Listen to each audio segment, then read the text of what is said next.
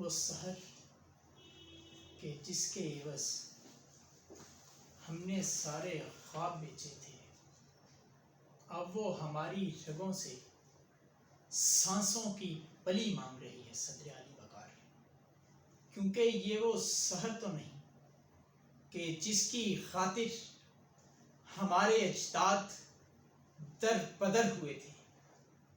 تحریک پاکستان کی منظوری کے بعد ہمارے رہنماؤں نے ہمیں جو امیدیں دکھائیں، ہر شخص یہ سمجھ بیٹھا کہ اب اس کی مساجد پر حملے نہیں ہوں گے، کسی سرکاری ادارے میں رشوت نہیں لی جائے گی، نظام عدل دنیا کے لیے مثال ہوگا، آج کی عصمت دری عورتوں کی دنیا میں آخری عصمت دری ہوگی، اور عوامی نمائندے ہمہ وقت عوام کی دہلیز پر میسر ہوں گے۔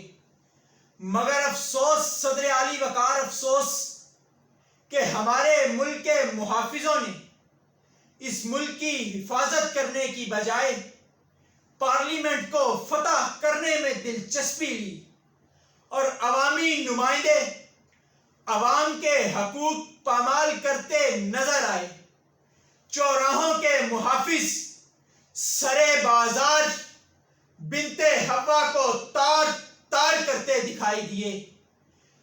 سرکاری اداروں میں رشوت کا بازار گرم کر دیا گیا۔ کہیں پہ ان عام شاہراہوں پر بچوں کے سامنے ان کے والدین کو قتل کر کے دہشت گرد قرار دیا گیا۔ نظام عدل کو پامال کرنے میں ایک مخصوص مافیا سر فہرست نظر آئی۔ کہیں ہمیں فرقہ واریت جیسی گندی لت میں مبتلا کر کے ہماری مساجد پر حملے کیے گئے۔ کہیں پہ اس ملک کے سالاروں نے چند ڈالروں کے عوض بنت حوا کو فروخت کر دیا، تو کہیں اس ملک کی سالمیت اور بقا کو مضبوط بنانے والے مرد مجاہد کو پابند سلاسل کر دیا گیا۔ تو صدر علی وقار، سوال کرتا ہوں آپ سے اور اس ایوان میں بیٹھے تمام سامعین سے کہ کیا یہ وہی سحر ہے کہ جس کا انتظار ہم نے کیا تھا؟ نہیں، یہ وہ سحر نہیں کہ جس کا انتظار ہم نے کیا تھا، بلکہ یہ تو وہ سحر ہے کہ جسے ملک دشمنوں نے پروان چڑھایا۔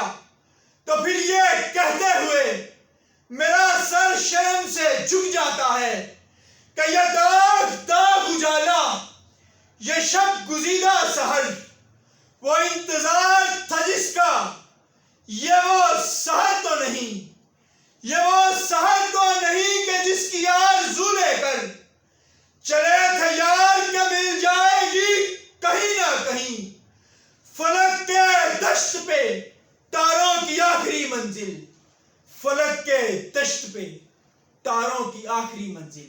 آپ سب کی سماعتوں کا بے حد شکریہ۔